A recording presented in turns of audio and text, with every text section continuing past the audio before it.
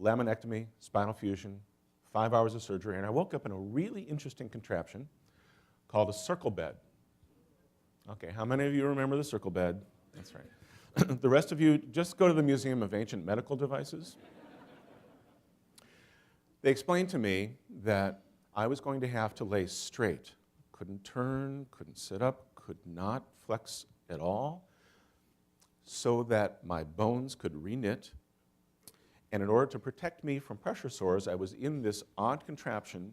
Circle bed is kind of a 7-foot diameter Ferris wheel of chrome tubes, and the bed is across the middle. And the way it works is they lay this thing on top of you, you're sandwiched in between. I called it the ironing board. And then the whole thing rotates around, and then you're prone. So they tell me that we're going to do this routine to switch my position every 4 hours, day and night, for the next 6 weeks. And that's what I had to look forward to. Sounded really grueling. Just the whole thing. You can't get your head around how this works, how somebody survives, what it's going to be like. And we usually imagine the worst.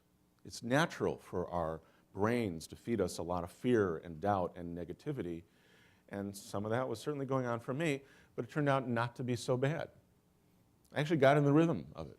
Wake up in the middle of the night, do the routine, and I'm a little bit of a type A control freak kind of person, so I was running the controls, telling people what to do. A good sign, I assume, from their part.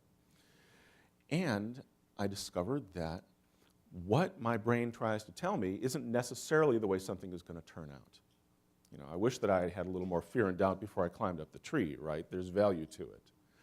But at the same time, and this has been a characteristic of the experience all the way through, that I have to move forward to find out what something actually is going to be, rather than second guess what it's going to be like.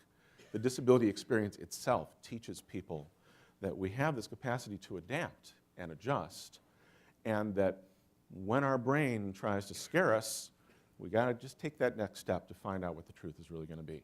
Again,